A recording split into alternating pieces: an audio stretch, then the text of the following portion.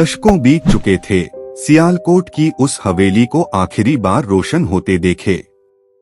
सूरज की किरणें जर्जर दीवारों पर बिखरने की बजाय धूल के गुबार में खो जाती थीं।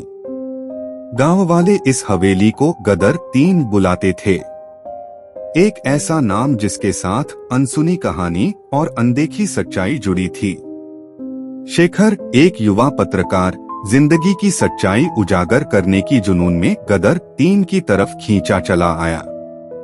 मान्यता थी कि इस हवेली में सरहद पार से आए शख्स की आत्मा भटकती है, जो अपने खुद के इश्क और जुल्म की कहानी सुनाने को तरसती है। शेखर को ये कहानी सुलझानी थी, इस आत्मा को शांति देनी थी। हवेली के नजदीक पहुंचते ही हवा में एक अजीब सी सन्नाटा छा गई। हर चीज, टूटी खिड़कियां, झुके हुए दरवाजे, टूटी फूटी मूर्तियां एक कहानी सुना रही थीं। शेखर ने हिचकिचाते हुए दरवाजे को धक्का दिया। सन्नाटा और गहरा हो गया। सिर्फ अपने दिल की धड़कन सुनाई दे रही थी। अंदर अंधेरा था, घुटन भरा। शेखर ने लाइटर जलाई। दीवारों पर खून के धब्बे, फर्श पर बिखरे हुए बाल, हवा में तैरता हुआ घुटन का एहसास, हर चीज डर पैदा कर रही थी।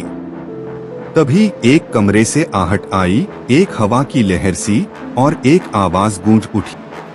सुनो, मेरी कहानी सुनो। शेखर ने हिम्मत जुटाई और उस आवाज की तरफ बढ़े। कमरे में एक पुरानी कुर्सी पर एक शख्स की आकृति बैठी थी। धुंधली, धुआंसी, लेकिन आंखें धधक रही थीं। उसने अपनी कहानी सुनाई। एक सिख लड़के और एक मुसलमान लड़की के इश्क की, सरहद पार करने की कोशिश की, और एक रात एक खौफनाक हत्याकांड की। शेखर हर लफ्ज को सुन रहा था, हर दर्द को महसूस कर रहा था। उसे समझ आने लगा कि इस आत्मा को शांति नहीं मिल रही, क्योंकि उसकी कहानी अधूरी है, उसकी मौत का बदला नहीं लिया गया।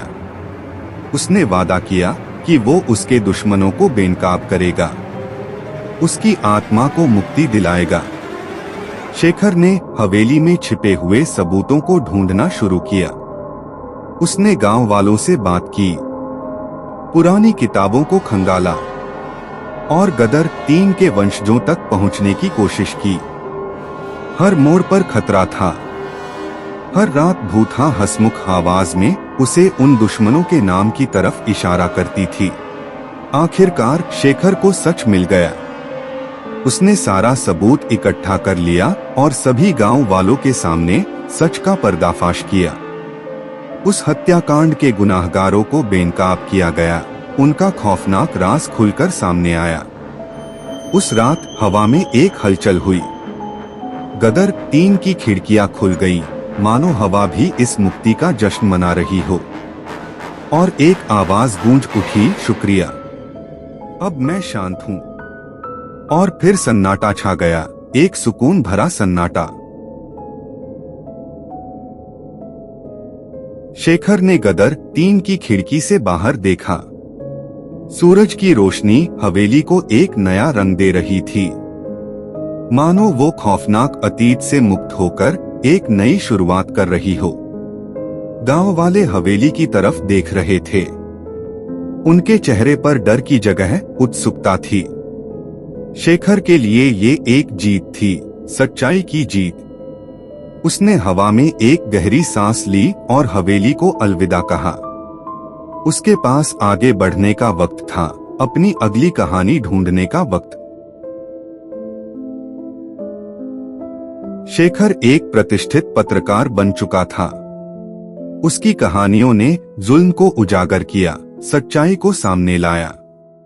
एक दिन उसे एक पत्र मिला, एक लड़की का पत्र, जिसके दादाजी गदर 3 के हत्याकांड के गुनाहगार थे। पत्र में लड़की ने लिखा था कि कैसे उसने शेखर की कहानी पढ़ी और सच का सामना किया। उसने अपने परिवार के किए के लिए माफी मांगी और कहा कि वो गदर 3 को एक नया रूप देना चाहती है, एक ऐसा रूप जो प्यार और शांति का प्रतीक हो। शेखर लड़की की हिम्मत से प्रभावित हुआ। उसने उसकी मदद करने का फैसला किया। साथ मिलकर उन्होंने गदर 3 को एक कला केंद्र में बदल दिया। यहाँ कलाकारों, लेखकों और संगीतकारों का जमावड़ा होता था, जो अपनी कला से दुनिया को बेहतर बनाने की कोशिश करते थे।